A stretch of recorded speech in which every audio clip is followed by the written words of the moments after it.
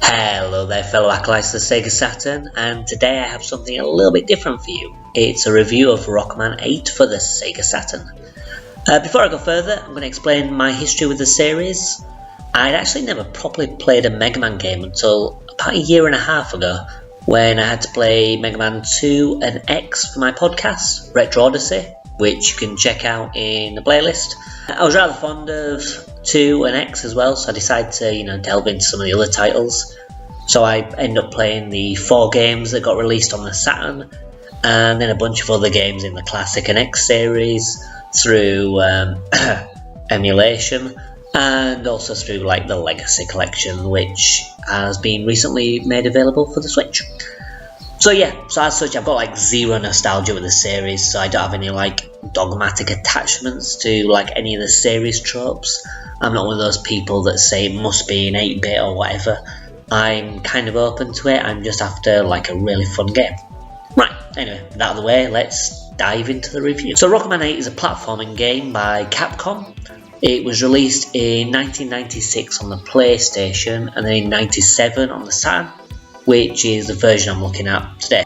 Despite being the first title on a 32-bit system, it actually has a lot in common with the previous game, Rockman 7, which was on the SNES. So the game's got like the same basic structure as the games before it. You've got 8 Robot Masters and the Wily Tower, but it also includes like an intro stage and a mid stage like halfway through the game, which is just like in 7. Also, like in 7, before the mid stage you fight 4 of the Robot Masters, and then after you tackle the other 4. What differs from 7 though is that the game takes advantage of this by actually using like platform gimmicks in the final 4 Robot Masters that use the weapons that you got from the first 4. I mean, usually it's just little stuff and it offers just different ways to traverse the level, so you can do things a little bit differently next time. But there's one Robot Master level that really takes advantage of all 4 of the initial weapons. I mean, it's such a simple little thing, but it does work rather well. Also added to it was the addition of a proper upgrade shop. So in 7, you could buy stuff, but very few items made that much of a difference.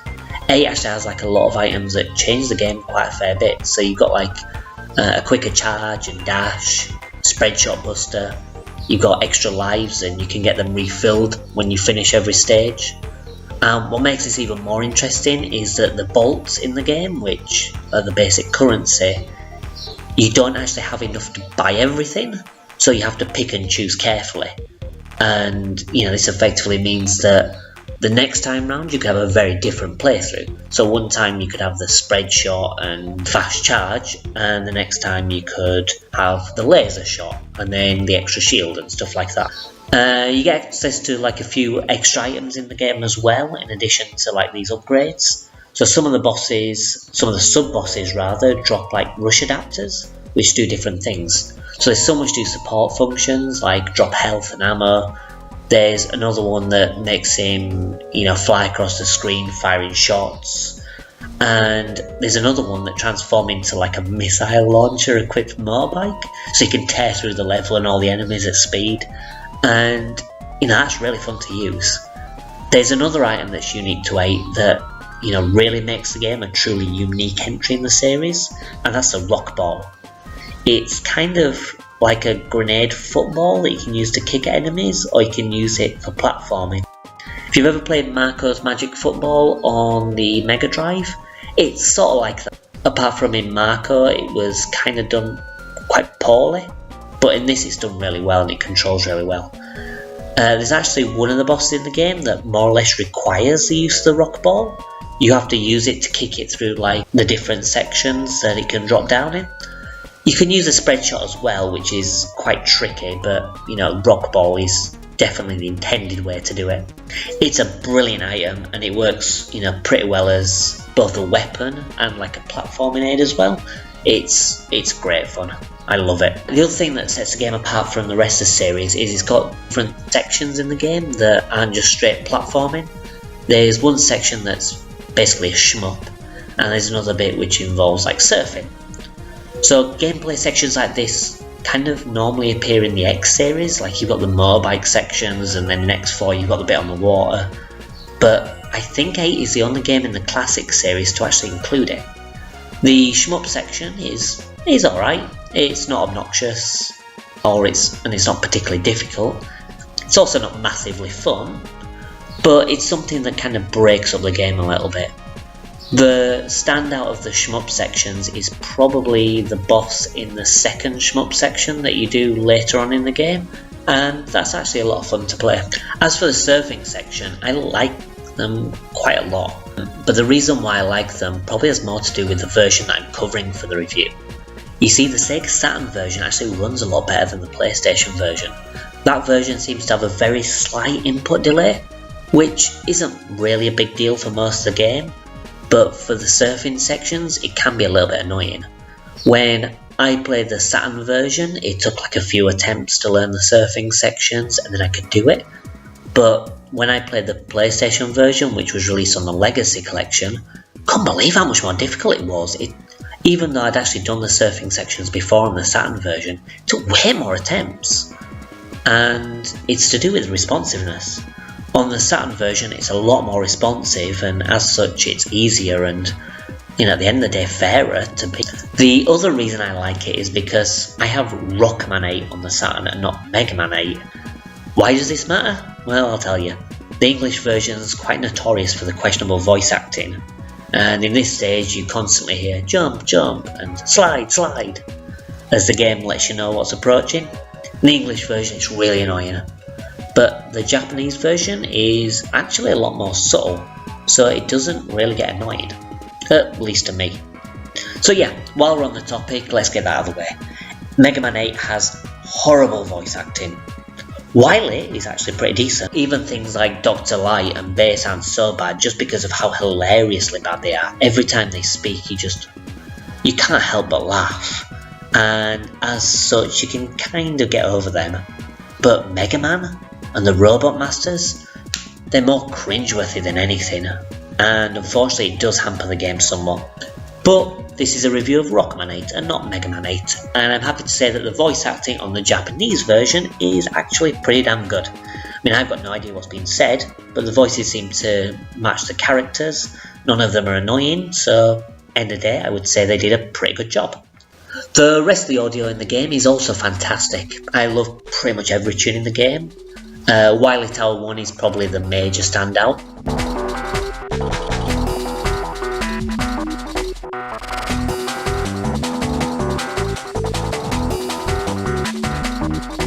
But then you have some very aquatic sounding music for Aquaman.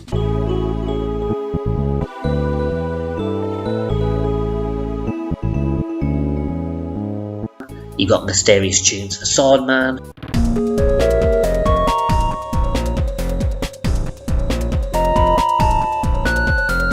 Catchy circus-like tune for Clownman.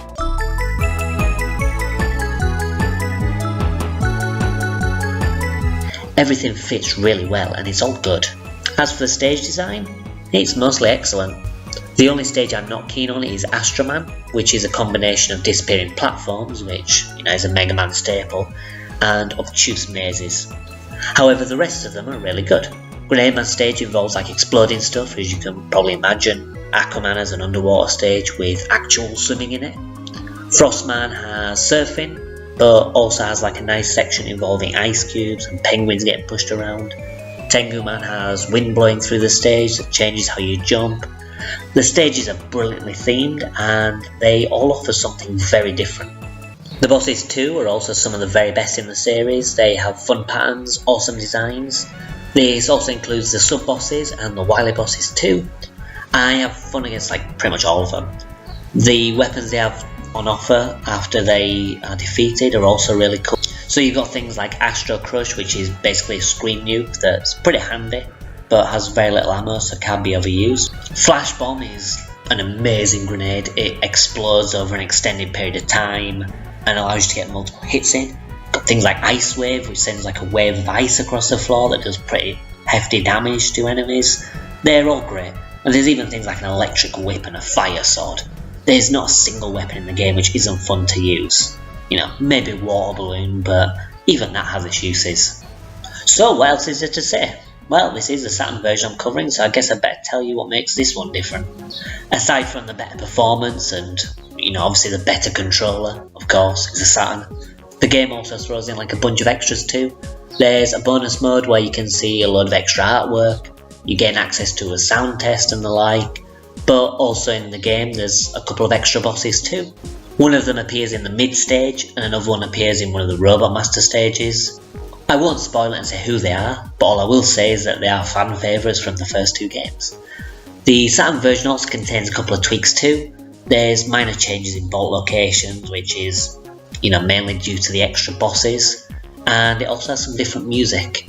Obviously most of the music is the same, but then it does have some differences. The music in Tengu Man stage is, miles better in the Saturn version than it is in the PlayStation version. It's really weird how the PlayStation version kind of feels a little bit off, but then the Saturn version just feels so perfect. I mean, that's probably one of the reasons why they changed it. Honestly, with the changes and the extra stuff, the Saturn version is truly the definitive version of the game. Got no idea why Capcom keeps shoving the inferior PlayStation version onto collections. So there we have it, Rockman 8 on the Sega Saturn. A game I can't really say anything bad about. I can criticise the English Mega Man 8 for the terrible voice acting. I can criticise the version on other platforms, but Rockman 8 on the Sega Saturn is truly a masterpiece.